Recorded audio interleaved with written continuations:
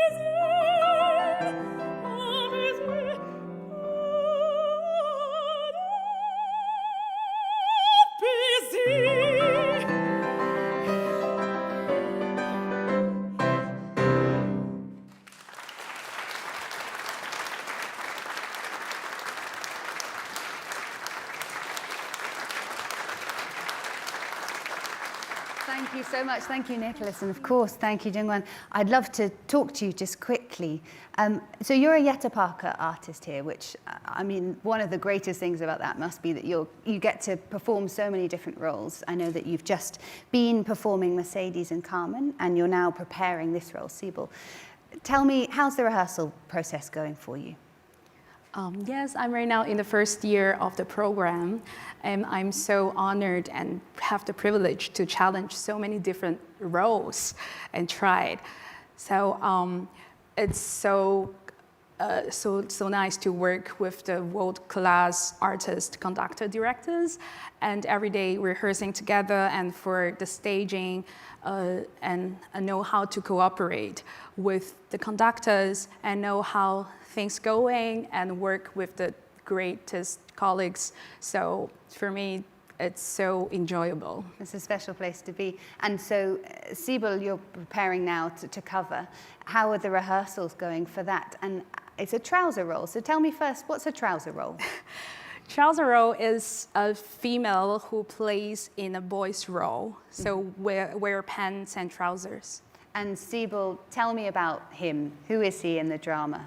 Sibyl is a young boy who fancies Marguerite, and he has a schoolboy crush on her because he's attracted to her purity, sincerity, and kind-hearted.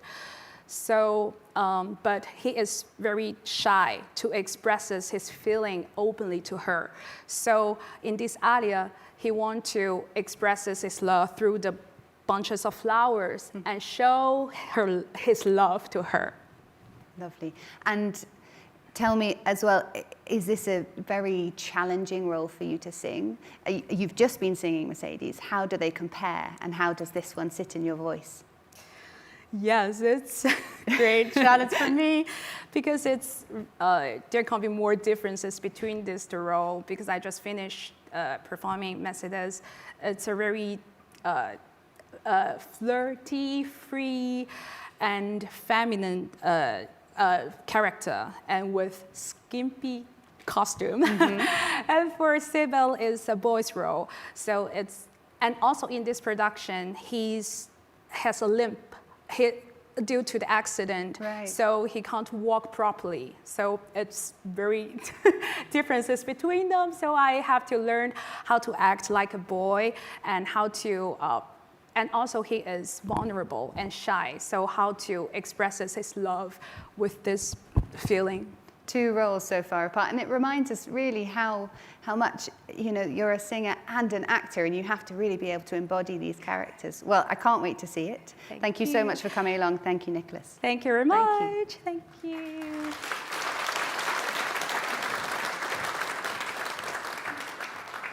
Gounod's Faust is a classic example of grand opera, a style which emerged in Paris during the first half of the 19th century. Grand operas often feature large casts and orchestras, as well as spectacular sets and costumes. And David McVicar's production of Faust is no exception.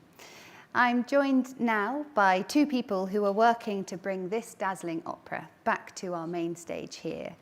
Amanda Hall from our revival costume team and Madeline Mitchell from the Royal Opera Chorus. Please welcome them now.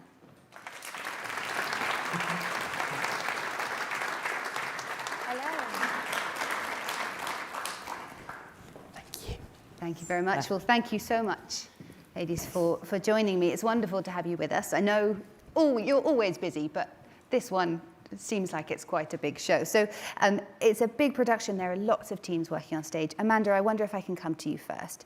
You're the revival workroom manager, and you're working, obviously, with the costume team. Can you tell us a bit about the role of the revival costume team? So anything you see on stage at the Opera House that isn't a new production, and that will include new-to-house productions, will have come through our team. So it's about 25 different productions a year, opera and ballet, and we'll refit, replace, repair any of the costumes to keep them looking exactly as they did the first time they hit the stage. And we're just a few weeks away from opening. Yep. What's your team working on right now, and what are the particular challenges, I imagine, of this scale? So literally right now, we're doing a fitting. So the team are back there fitting No somebody. rest for the wicked. Yeah. So those are still going on. One of the particular challenges with this production is it's its fifth revival, and it's also been hired elsewhere. So it's been in Vienna, it's been at the Met. So by the time it's been fitted and kind of let out and taken in, it's showing signs of wear and tear. So we've had to do quite a lot of repair work and patching. And for anyone that's interested, Ruin has spoken about this costume on the right-hand side on Instagram. So he gives a good... We'll talk a little bit more about those in a minute. But Madeline, I wonder if I could come to you now first. So you're a member of the Royal Opera Chorus, and you'll be performing in Faust. I know that you've done this. Well, I assume you've done this many times before, is that right? I've done it from when it was new, so it's quite interesting to revive because I can remember things that David McVicar said to us at the very beginning, and it's nice to make a big effort to bring those things back every time we revive it. So what are the kind of key differences then between being a member of the chorus and working on something new and working on something revival?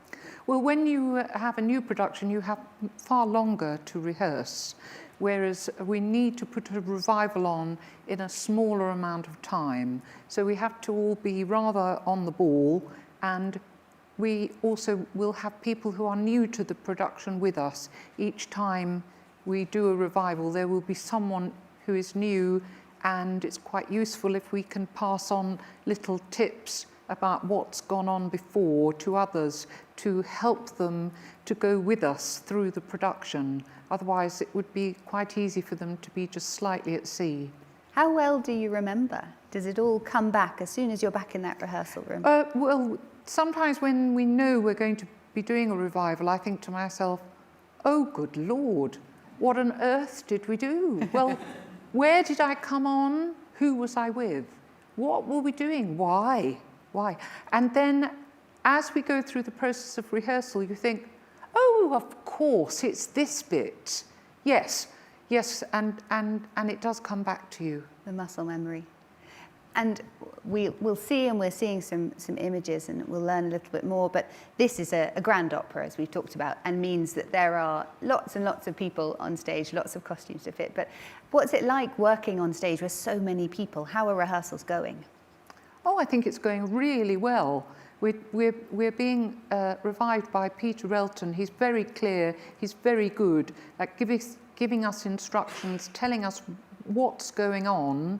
It's marvellous. And the thing is, it's not like getting on a tube train where you are surrounded by strangers that you don't particularly want to get near. We're very, very used to each other. Yeah. We're used to being incredibly close and cooperating and singing into each other's faces. So it's fine, actually. Well, Peter's in the room, so you said the right thing. Now, Amanda, so as I mentioned, production photos going on behind us, so we're getting a sense of the show. But you've brought with you 3 lovely costumes. I wonder if you can just take us through what we can see over there. So these are from Act 2, and I've brought along 2 of the latest chorus costumes, one of which Jane will recognise. That is my costume. Isn't that glorious? It's Is that far left? Ah. Far left. It is No, glorious. this one on the right. This riding habit, that is mine. It's And you've worn fabulous, that isn't it? since the beginning. I have. Tell us, how is it to wear that? I have varied slightly in size. I have sometimes been a bit less, and I've sometimes been a bit more. Well, they're built to The go beauty in of and the out. revivals, yeah. Yes. So these costumes will have been worn multiple times Absolutely. by multiple people. Yep, and the hems will have gone up and down, and sometimes we've got a pregnant member of the chorus at the moment, so we've had to let her costume out, and yeah. They're beautiful. They're quite different from fashion, so big seam allowances, and yeah, if you look at the inside, some people are a bit shocked and think they don't look finished, but they are. It makes it more straightforward to alter if the decoration goes into the side seams, for instance. How many costumes do you have in the show, Madeline? I wear that most of the time. Then underneath the jacket is a sort of bodice that I have to take the jacket off to do the scene in the nightclub. And then later on we wear sort of broderie anglais things and shawls to be seen in the middle of the night when we are woken by the commotion outside of the injured Valentin. It's so intriguing, the whole thing. And here I know that we've got some costumes that are for singing in and some that are for dancing in. I think we'll see the middle one actually in action. Are there any kind of fundamental differences about the way that they're made or the way that you have to look after them as pieces made for those different purposes? For dancers or singers, not really. No. They're just, they need to stand the test of time, we know that. Absolutely, yeah. And so, do you have a particular highlight in this production? I wonder if I can come to you first, Amanda. Is there a costume that you love the most, or a moment on stage where you think that they shine the best? Well, Mephistopheles has got a pretty fancy costume. Tell us more great. about that. It's not here, so you'll have to paint a picture for us. So I worked on the original productions as a freelancer, so this is a long time ago, nearly 20 years ago now. The men's workroom were working with Bryn Terfel to make the most sensational black beaded dress that he appears with a beard and just looking sensational.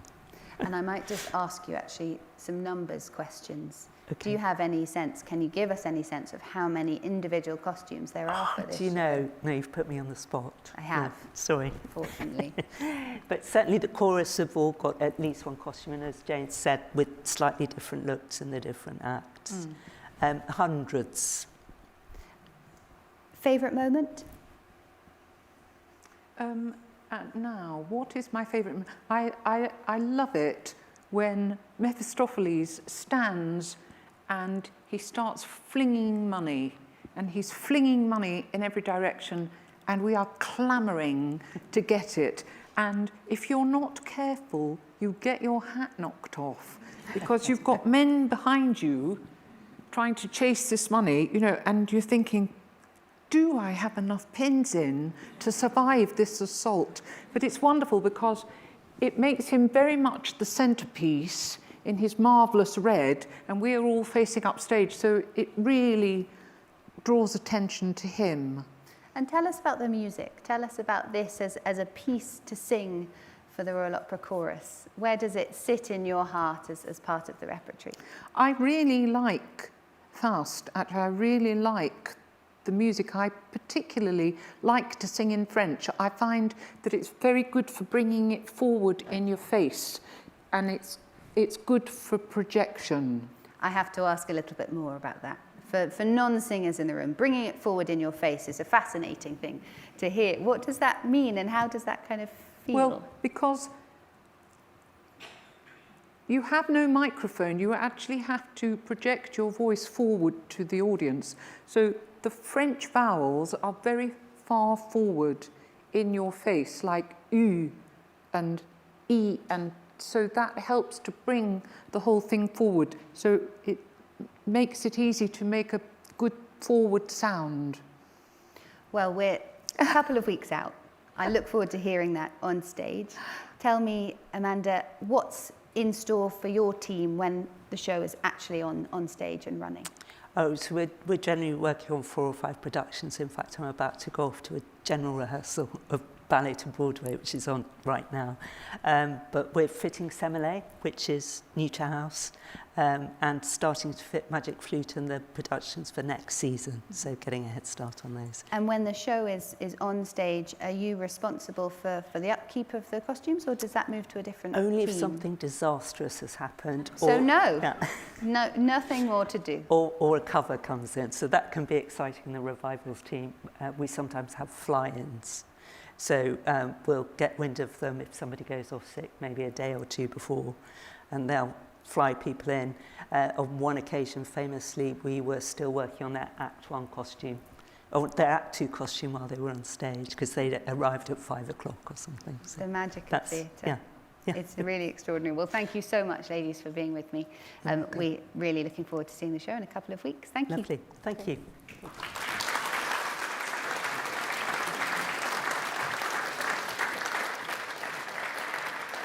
Now, at the heart of this story is a love story between Faust and the dazzling, innocent Marguerite. So tonight, I'm delighted to be joined by 2 members of the cast who are playing out this love story for us. I'm delighted to welcome Stefan Popp and Carolina Lopez Moreno.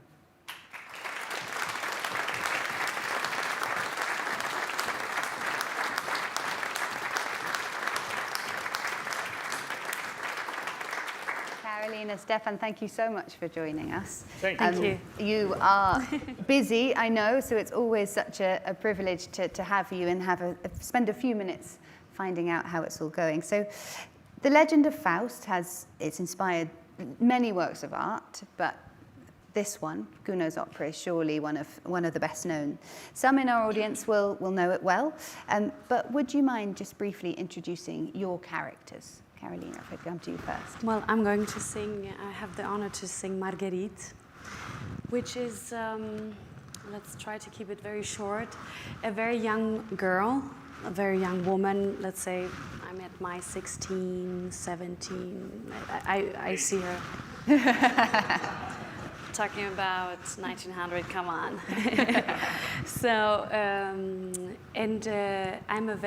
I will talk about myself because we are in the process. So I'm a very religious girl. Unfortunately, I have had a lot of loss in my life. I'm a very lonely girl, but I believe so much in God. It's like my strength, actually. The belief is my strength. So that's probably why I'm so interesting for Mephistopheles. Because he's playing this game with God, and I am a very hard one to get, because for me God is like I'm praying the whole time. I'm super, like it's the only hold I have, So I am a virgin, and I have never experienced love. My relationship to men is in general a little bit, we have thought of that my relationship with men is a little bit like I'm not aware of many things because we don't know where the father is. Everyone can interpret it their own way. I have a brother who's in war who probably left with 12 years. So at the end, like my relationship or my experiences with men is very distant. So meeting Faust and falling in love for the first time with such an inspiring character, I totally get it. Like I can feel why, So it's a very interesting story, falling in love, and then the whole, I'm not going to spoil too much. Destiny. Spoil some. Okay. But let's hear about Faust. About Faust? Mm-hmm. Wow. Can you distill the character? This is, the character of Faust. I am here to talk about the character of Faust and about my character, because if you ask me, all of us, in this life, for sure, we think at least once we want to go back. I don't know, I started this amazing career 15 years ago, and the destiny, 10 years ago, I did my debut in Faust in the National Opera of Bucharest, and I think I was too young, on that period. But now, after all these years of experience, I can really put in value all what Gounod wants, actually, because I think the philosophy, of course, we all know the story. We all know that he's the philosopher, maths, he studied a lot, he was close all his time. But after all, it's like our life. As a singers, we dedicate our entire life to the opera house. And I tell you that I am a father of 2 girls, and all the time when I leave my home, it's super hard for me. But in the meantime, exactly like Faust, because Faust is a man of God, and we were talking earlier that actually I was singing for 6 years in the church choir with my grandma. I will remember forever that period. So I think if you really trust in God and in destiny, even if you have this night dream, because for me Faust is not real, it's a novel, we know, no? So it's just a dream, it's just a movie. We love movies, no? All of us, we love movies. But in this one, it's so special because we are at the Royal Opera House. And I must tell you, I remember like yesterday, in 2012, when I did my debut here in l'Elisir d'Amore, I still have bones. I mean, what a privilege. I was never thinking to, at least, to dream about, wow, in one day I will sing Faust at Royal Opera House. No, but thanks, and I want to really thanks to Peter Mario Catona, who really trusts in my talent in everything. 2 years ago, he proposed me, he says, Stefan, Bohème, okay, Rodolfo, it's yours, we can see you. Everybody says that you are similar with Lucianone, which is my idol. What do you think about Faust, about French repertoire? And they say, wow, you open a book, a huge book like a Bible for me, because to sing Faust, you need to have 2 voices to really make in value the old Faust, which is not easy at all. Then you need to have a special technique to resist for 4 hours, no? Is this entire opera. And to make, I don't know, not vulnerable, because to really dream and hope, to feel love. I think all of us, we feel love. Even in this case, Faust, he loves the books. It's still love. You can love a dog. Doesn't matter, it's still love. Of course, he wants to experiment, this touch, which is magie. But this is reality. And that's the reason why I am here. And that's the reason why I will leave my family to stay here for you, for the audience, to put my heart in front of you. And I really hope to get your tickets. I'm talking now with the people which are home, From the 23rd of May. Because unfortunately, from what I heard, these all 7 performances are almost sold out. But doesn't matter. Let's talk not about Faust. Let's talk about music. Because for me, music is love, and love is theater. So come to see. Doesn't matter which show. Just come to, look, I became red, I'm sure. Just come to have the same emotion what we have. That's it. It's so... Sorry if I talk too much. I was going to say, it's so beautiful. I asked you both to talk about your characters, and I could get from both of you this sense of feeling a real privilege and passion for these roles, and I'm feeling that, and I hope you all are as well, and you around the world. So you're now in the rehearsal room, and you're singing. No, go ahead. First time when we meet each other, when we sing each other, and we have a special connection. Yeah. I must say this, because the duet, especially our duet, it's one of the most intimate duet. It's so difficult, but it's so nice to be together. Yes. So rehearsals are going well. Yeah. Very well. You guessed well. Yeah, it's brilliant. And Carolina, tell us about Marguerite's journey. You talked about she's a young woman, she's a young girl. Which elements of her character are you able to kind of connect to yourself? And how are you bringing that into singing the role? Well, since I'm debuting here in this role, yes, congratulations! Thank you. It's a huge honor.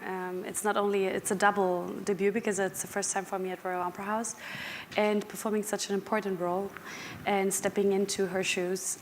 For me, I would say Marguerite is. Like, when you start studying a role, when they say you have to sing this role, so you open the scores, you read the libretto, you get like you want to get like some insights in reading and in getting a feeling for it, But then when you actually come to the rehearsals, especially when you haven't touched this character ever, the first time you remember your whole life. Your body remembers your whole life.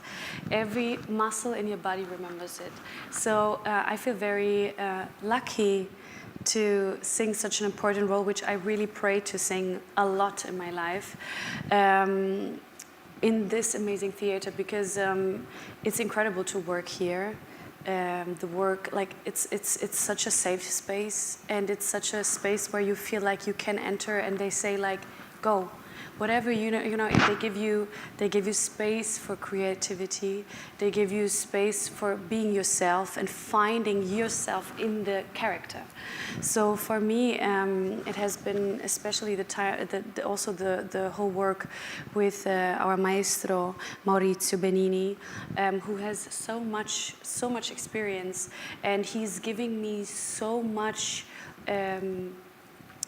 Like possibilities to become Marguerite, because something is to interpret Marguerite, but the other thing is to live her. And for me, debuting a role is always a process where I'm very serious. Well, not that serious. No, thanks to me, you would say that, huh? We're having a lot of fun, like seriously. You guys have to come one day to watch it. We are laughing a lot.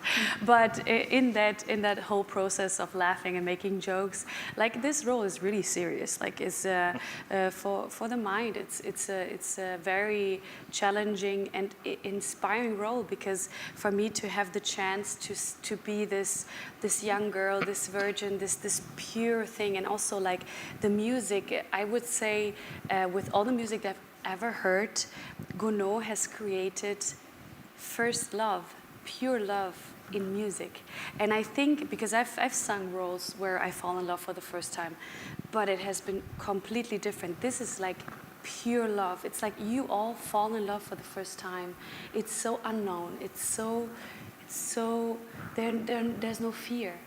Because usually for the first time love, I don't know if you guys remember, but didn't have fear. I was just there. I didn't think of the future. I didn't think of tomorrow. I just thought of what is happening right now. So for me, like going into this character, like getting Marguerite, finding things that there are things that are easier for me to feel. And then there are things like I need time to feel it. I need time to arrive in my core. I need time to arrive in my soul, in my heart, in my voice. So for me, this process is super fundamental. It's so important. And even though we have only 4 weeks, it's such a privilege for me because they really take time. Even if there's space for more time, they offer me. So for me, it's the more I can get, the more I can take in. I'm very serious in that time. I'm very calm in that time. So for the prima, when we open the night, I can just go and live the story.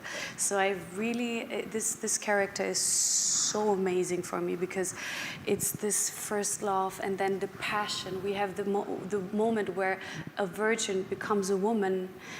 Then she becomes even pregnant. She becomes a mother. And her destiny, all these heavy, cruel things that are happening to her, that she actually becomes insane. And at the end, the cruel death of Marguerite, which is, for me, I'm telling you, the biggest satisfaction to do. Like seriously, if I would die tomorrow, I died giving it all. Like seriously, it's. If the angel will come to save you, of course. Yeah. Like in this case. In this case, it comes. So, yeah. If you haven't bought tickets yet, I'm excited. Vocally, Stefan, tell me about Faust for you vocally, the role. As I say before now, because I have my experience, for example, I remember one example for everybody. You need to trust in the microphone doesn't work? Va bene, I don't need microphone. Yours is perfect. Carry on. You need to trust in what you want and where you want to arrive, because... Excuse me, I can't hear you. Thanks. Merci beaucoup, madame. Don't worry, the performance will come. No, I remember when I did my debut in Norma, and it's very important what I'm talking about, Norma. It was at Teatro San Carlo with Maestro Nello Santi and Mariella De Via, la regina del bel canto, that thanks to the old school, because you talk about Maestro Maurizio, which he conduct in the old school, and he understand better than we understood us. Every brief, every word, everything. And it's so important. So you are super lucky to do the debut with such an important conductor, because for me it was like that in Norma with Maestro Santi, which I discovered that the chest voice you asked me about, vocally speaking, you know. So now that's the reason why I say before that the old Faust, I really can not only interpret it, I really can sing it, because I did more than 20 production of Norma. But in the meantime, the difficulty of this role is, after you really open in the first duet with Mephisto, to arrive to sing again, Divina purate, shastinosa, and for that, you need experience, you need technique, and you need to know this house, because especially for me, this is my case. Thanks God, after COVID, you know, I sang every year here, and I really feel like I'm home. And what she says, because you are first time, and I was laughing because I remember all these feelings, which are so important for us. We are not different than you. We are the same. In front of God, we are all the same. But here, in this opera house, they make us feeling home, which is everything. Because then when I'm going on stage, I know that I'm home. And I know even if it's one night not good, doesn't matter. I just sang for my, let's say, brothers or whatever you want to call, for my family. which is amazing. Of course, it's very, very difficult, this opera, and we are super serious. But the reason why, and I love to do jokes. Sometimes I remember the people when they do the makeup, no? I love them. They say, Stefan, you are all the time happy. Well, the drama will come. We have the drama in this opera. So we need to smile, to be happy, to try to make everything super leggero, no? We call. So like that, when we arrive on stage, everything will be real, because you leave all these jokes and you focus. So much amazing music. We can talk hours, you know. Well, I mean, we have a little more time, and stay here. Stay here. Sure. Because you've talked, both of you, about how extraordinary this score is, and I wanted Carolina to just ask you about the Jewel aria, because for many that's a real highlight. What do you feel that the aria represents for Marguerite, and what are you finding in that particular moment? I have to use this? You do. Well, for me, the Jewel aria has been, yes, thank you. Sa. So the Jewel aria has been for me, probably in the whole scores, one of the most challenging part. Why? Because it is an aria that has been sung by so many. This opera is super famous also because of this aria. And this aria is an aria it reminded me a little bit of Violetta, you know, the first act aria, and then second and third act, where they say you need two voices to interpret or to sing this role. And I would say that actually you need your voice. You just need two states of mental maturity of the moment, because when you open a Christmas gift and you're like, oh my God, I really wanted this. This is amazing. Like, what? Oh my God, like, I want to try this on. And then you have like serious conversation with a glass of wine with your best friend and like at the table, and you really start talking like serious. And that's actually what's happening in this opera. Like when Marguerite is this pure character and she finds this thing, and like I think the challenge for me was to understand what's happening. And it took me a while, actually, to transform it from singing to becoming this person in this moment. So for me, the first aria is a play. It's absolutely acting. Like every moment, and that's so interesting, like how Gounod has composed this, because every breath that is written, if you really give it a meaning, then this whole aria becomes like a real situation. Like every is not anymore but it's like you know, it's like everything has like a moment of expression. And so for me, it was so exciting. In the beginning, I was like, I don't know if I can really interpret this well, because I'm really good at drama. Like I'm like, I'm like going crazy. Like this is my home, and there was like, it was in the beginning. It was like, so like I was trying and trying and trying, but now it became so natural. Like for the first time seeing this, what is this? And then opening it, and like, oh my God, I've never seen this. You know what? Let me try this on. Yeah, I mean, it's here. You know, like her she's not thinking like straight. She's not thinking like, why would that be here? She's completely into it. And so for me, it's so exciting. Every time when I sing it now, I'm getting excited about it. I'm happy, because as long as I am feeling every sentence of her, because the thoughts are so fast. For me, sometimes it's easier to have slow thoughts. It's nicer, you know. You think, and then you go and breathe, and then you sing. It's like so easy. But this is like, oh my God, this, oh my God, that, oh my God, and I have to, oh my God, I want to try this. Look at me, look at me, look at this mirror. Oh my God, there's a mirror, guys. Like, it's so, I think the most challenging thing is to play it, but to stay in this, like to be able to use also the voice, because it's a difficult aria, let's face it.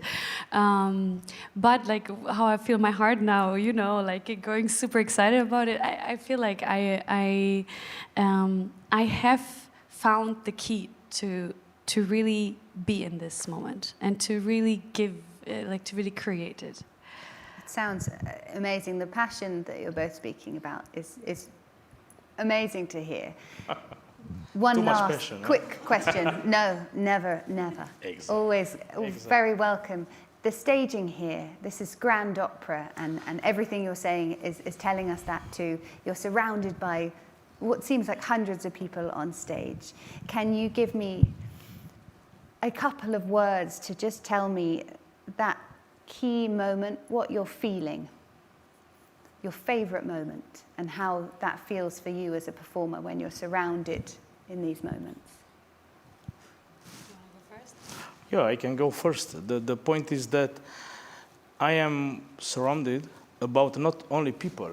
It's first time actually when in one production I have the opportunity to watch the ballet in front of me, but really in front of me. I mean, I'm staying there in front of them. And then comes the chorus.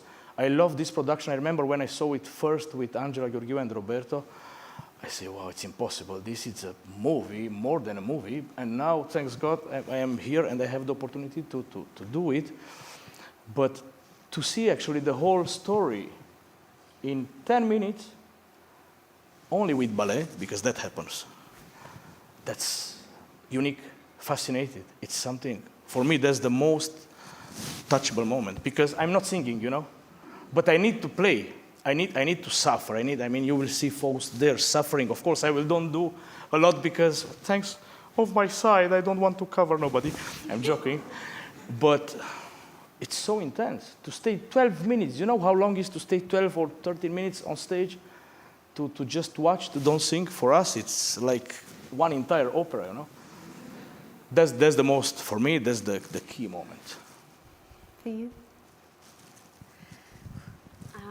For me, it's very hard to say because since I'm experiencing it for the first time, we have not played the whole thing yet. So for like every moment that I'm experiencing right now is so rich of so much potential and so much beauty and so much Wait for the church with the organ. yes, like I can't wait. Like for me, I can't wait. Next week we go on stage.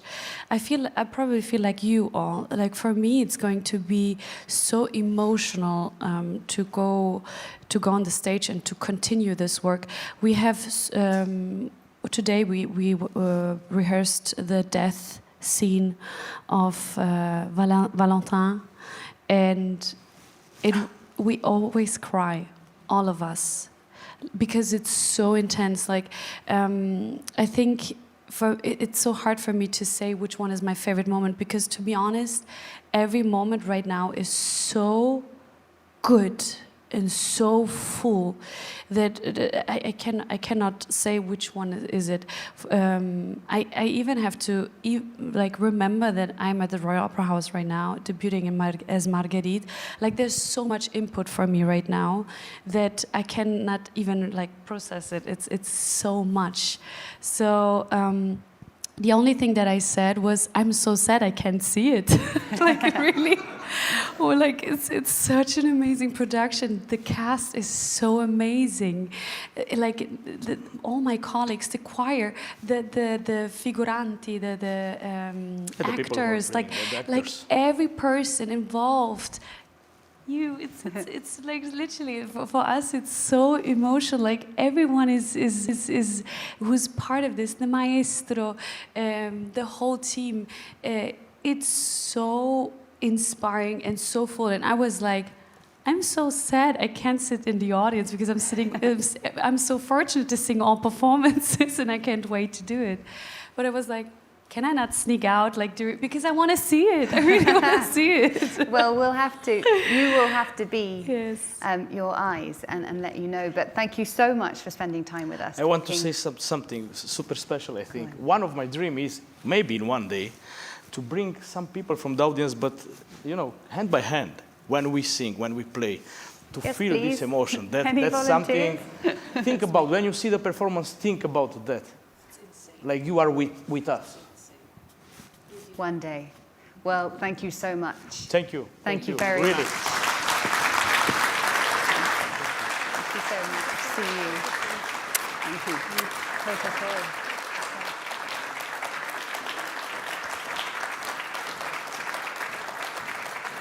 Well, what's clear, and as we've heard from our cast, is the tradition of grand opera.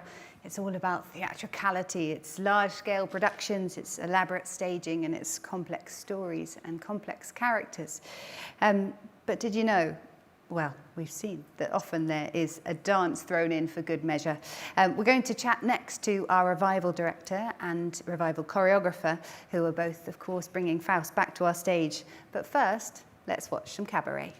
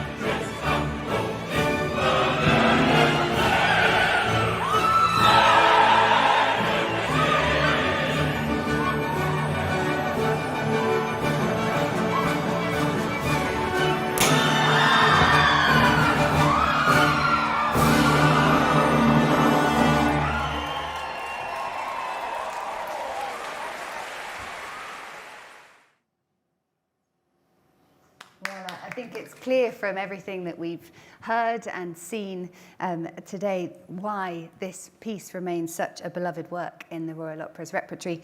Staging scenes like Cabaret de l'Enfer there is no mean feat.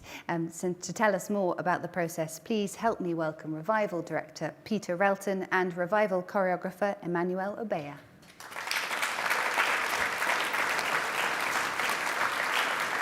Hello. Well, welcome both. Thank you so much for being here this evening. It's lovely to have you with us. We got a glimpse of the cabaret scene there, but Peter, I wonder if we can talk about the production a little bit more widely first. What was David's vision for the staging? I think he started off from the point of view. The point of view was Gounod to start with, and Gounod's own battle between religion and art through his life, which is where the whole design of the set started from. On the stage left-hand side, we have religion, the church and the church organ, and on the stage right, we have the Palais Garnier as it was being built. So when you see the production, you can see the fact that the theatre is not finished when the time that it's set. The theatre was being built.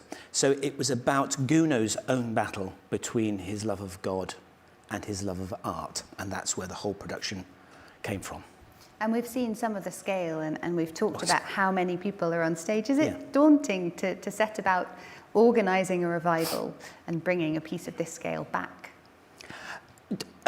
Yes, but I've done it quite a lot, and it's funny. When I first started doing it, it was terrifying reviving shows. I have to say, because you don't know what you can do, and through the years, it's become easier and easier. And actually, the scale of it is what inspires me. it's just wonderful to work, especially here on a large scale with a large, fantastic chorus, fantastic soloists. So the bigger the project, the happier it makes me, I have to say. Ooh, that sounds like a challenge Oh. for your future. Manuel, many operas will have movement directors, but you're a choreographer here, and I think that's not particularly typical to have a choreographer for operas. Of course, grand opera, ballet, dance are a key element, and it was Michael Keegan-Dolan who was the first choreographer in the production. How did you come to be involved, and what role are you playing in the rehearsal room?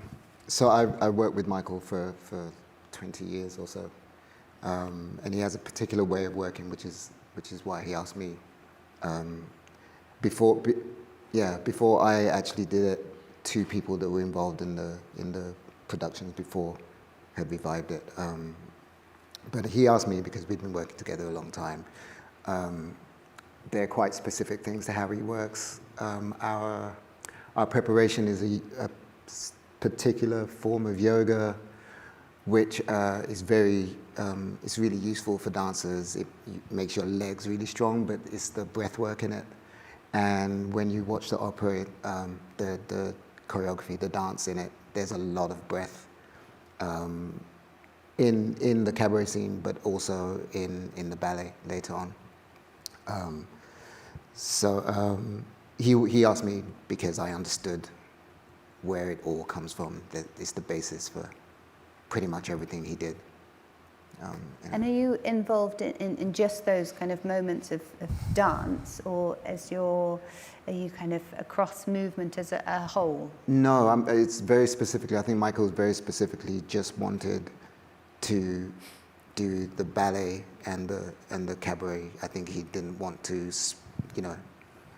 be responsible for the chorus and so it's very specific. It's I mean, there are a couple of other scenes that I have a little bit of input, but 2 specific scenes.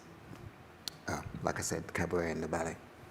And what's your process then? I'll ask you both, but Peter, I'll come to you first. You're obviously reviving somebody else's staging. Yeah. How do you come to do that? How do you work? Do you have a big book? How does it all come back to life? Yeah, there's lots of big books, fortunately, but also there's video archives as well. Yeah. I assisted on the last revival back in 2018 or whenever it was. And so I had insights onto the show, which always helps. I have had to do revivals where they say, here's a video, we've got nobody left, can you put the show on? And that has its challenges, but it also has its freedoms. So on this and with other revivals, we have the skeleton of what goes on. You can see where people stand, what they do. But that's just moving people around the stage. It's when you get everything, all the building blocks in the right place, it's then making it all flow. So the staging, from my point of view, needs to be the same as the music. If you listen to the music and it stopped every 10 seconds, and then started and stopped every 10 seconds, you think, what's going on? And it's similar in a staging. If you don't make everything join together and the drama keeps going, it'll have the same effect on the audience as if you're just stopping the music. So we put the building blocks in place with the cast, this fabulous cast, and they like to have the security of knowing roughly where they're going, and then you make it smooth and flow. And of course you're working, as we heard earlier, with members of the Royal Opera Chorus who will have sung this many, many times before. Cast members who may have sung the role in different productions or in this production elsewhere. And then fully new members. So how do you take everyone along for the journey? How best to work with that? With the chorus, this time about 30% of the chorus haven't done it before. They're new to it. So it's a case of making sure they don't feel left behind. As Madeleine mentioned earlier, it's very easy for people to get excluded in a rehearsal process unless you draw them all together. So they have to be given some TLC and explained what's going on, what the story is, because they're coming in cold. They may never have done Faust before at all, so they have no idea what's going on, and it can be very disconcerting for performers to be on stage and have no idea what's going on, especially as we have to work at great speed. We have 2 role debutantes in this production. We have Carolina, but also Boris Pinkasevich has not sung Valentin before. So that you have a different approach to people who've done that, because of course they need more nurture through what the character in this production might be. But I'm not one. I've done it again. Sorry, everybody. I'm not We one. put it in an awkward I'm not place. one of those directors who talks a lot. I just like to get things up there and get people to do it, and that makes it flow much better. But I've also been in the situation where I did Rigoletto here, the old McVicar production, the last time it was on, and the wonderful Dimitri Platanias was singing Rigoletto, and we had a pause in the rehearsal, waiting for a singer to turn up, and a very keen assistant said, well, while he's by himself, do you think you should talk him through the character? And I said, he's sung Rigoletto probably about 150 times in several different productions. He's done this production twice. I really don't think I have much to offer him. So I have to be honest with the singers. I don't try and pretend that I know stuff that I don't know. We work together. We create the atmosphere for them to express themselves and then make it flow. And that's my approach to doing it. Emmanuel, how do you come to this as a revival? This time around, I mean, I try to honour Michael's choreography as close to it as I can. He's very musical, the dance, and he loves the music. So the movement follows the music very closely. But what I did do, which you guys will know, but most people who watch it won't know. What I did do with the dancers is we created characters, so they all have characters. The characters have names, they have a narrative, they have a life story. They have a life story in how they ended up at the cabaret. They have a life story how they died, because when they're in the ballet, am I giving away too much? No. In the ballet, they're dead. And there's a way they got there. So they have the freedom to apply whatever their narrative line is, as much as without disturbing, but as much as they want. And it's made it very rich, and it's not just dancing. Like they inhabit the people that they inhabit people. They inhabit characters. So yeah, that was kind of the main subtext in how I've approached working with it, as well as like doing the wonderful choreography and yeah. Well, we're going to take a little look at a clip. Ballet, I know, wasn't originally part of the opera. Gounod added a ballet to Act 5 when Faust received its first Paris opera staging in 1869. Michael Keegan-Dolan choreographed a really interesting ballet section for this production. We're going to take a look at a small section of that now.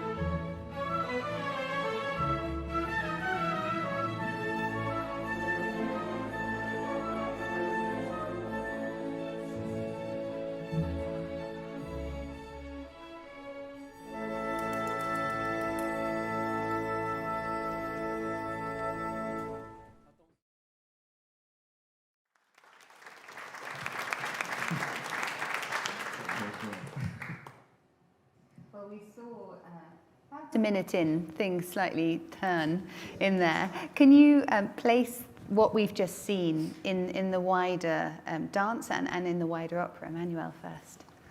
I think it's a little bit of a pastiche of the white ballet, of the ballet that usually like is kind of placed in opera as more as entertainment. And I think Michael really found an opportunity to do two things, like there's a duality going on, I think, of servicing that, but also really,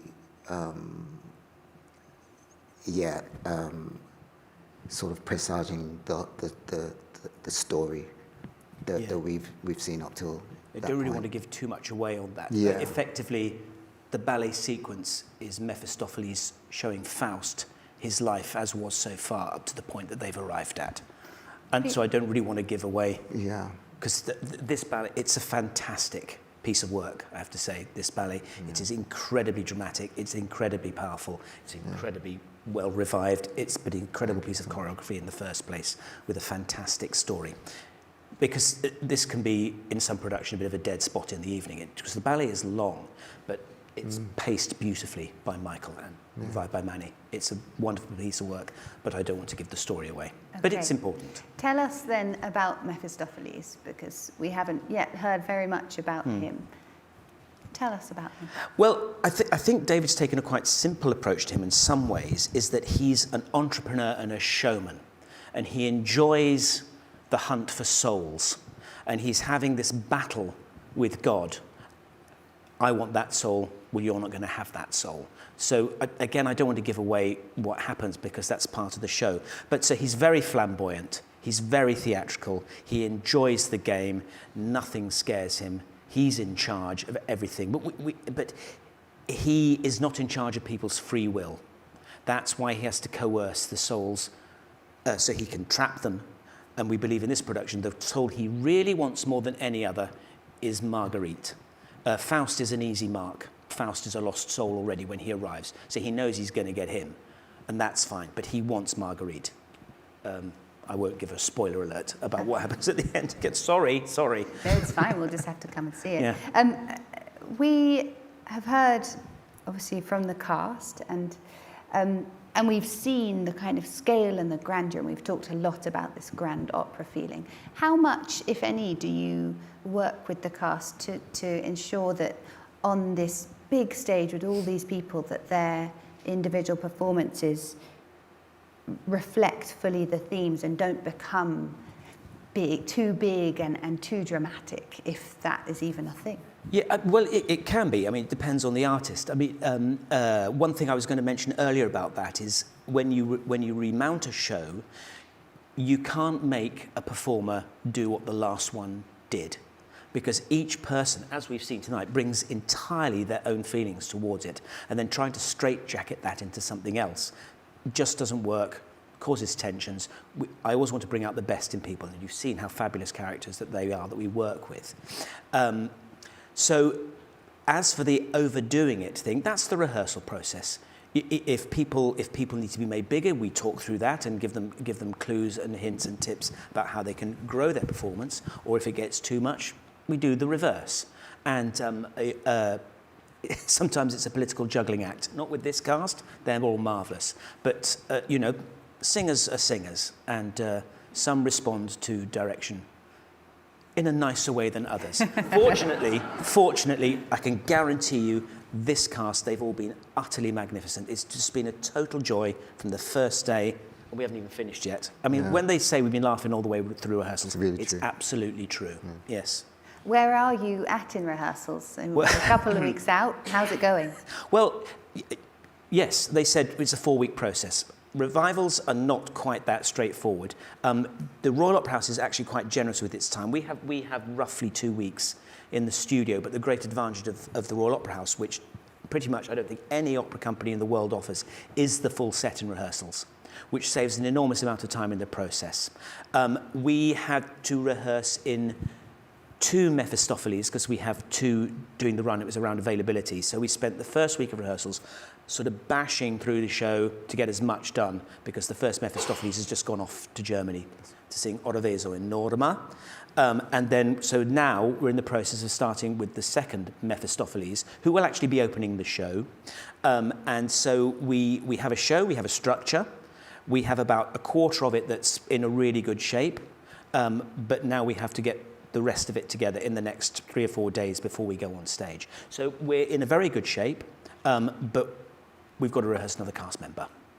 But that's the norm. I mean, the last time I saw David McVicar was at the Met, and they'd got him back to revive his Don Carlo, and none of the main cast was available until the stage rehearsals. So he had 9 days in the studios with covers, and he's saying, "Why am I here? Why am I here?" You know, but then they provide a wonderful cast. This is a special house, as Peter mentioned, the fact that we can provide full sets. But backstage here, if you've never seen it, is a huge amount of space, and that means that we have 2 rehearsal rooms that the entire set can be driven into, and all the rehearsals can happen on that. So by the time we get onto stage, actually everyone's quite used to it. One last question for you both. This production was created in 2004. We know that it's been revived several times, it's come back, and it's a piece generally that we come back to again and again. What do you think keeps us coming back to Faust, Emmanuel?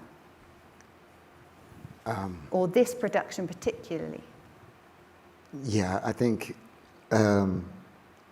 it's so strong. I think it's such a strong production.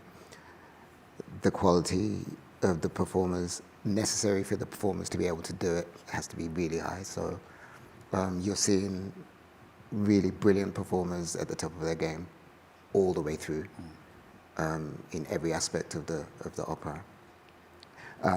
Like Peter said, just from my side, the dancers are always really special. Like, I've done it twice now, but I knew from the original. My wife was actually in the original cast, and I knew a lot of the dancers, and the dancers are always really special because Michael always picks. He always picks really special performers, not just the ability to move. You have to have more. So when you watch, just speaking from my side, when you watch the dancers, it's more than just dancing. You're really seeing three-dimensional, people, and they bring more than just dancing. Peter, why do we keep coming back to Faust? Well, 2 reasons here. A, this is a fantastic production. It's a big, spectacular production, but it has creativity and flow. There's often spectacular productions where people just stand around. That would never happen in a McVicar production. It's a very, very, very good production. But also the opera, I have to say, it's an extraordinary piece of work. We were rehearsing just before we came up. The last thing we did today, we rehearsed the last 3 pages of the opera, the last chorus of the opera, offstage chorus, heavenly chorus. And the bit we needed to do finished 8 bars before the end of the piece. We got to the bit where we could stop rehearsals, and we just had to hear the last 8 bars. And I'm getting goosebumps thinking about it now. It's just so beautiful. So you have these moments of incredible, simple beauty, and then moments of unbelievable power. It's just extraordinary. It's an extraordinary piece. Not to be missed, really. I love it. Every day. I'm the luckiest man in the world. Oh, wow. Well, not to be missed. Thank you both so much for your time, and thank you, of course, to all of our guests this evening. That's it for tonight's Insight, I'm afraid, but you can book tickets, and I very much hope you will, to see Faust here on the main stage from the 23rd of May. See our website for tickets. Thanks again to all of our guests this evening, and thanks also to our audience here in the Claw Studio at the Royal Opera House in Covent Garden. It's been a pleasure to have you with us for this evening's Insight, supported by Rolex. Thank you and good night.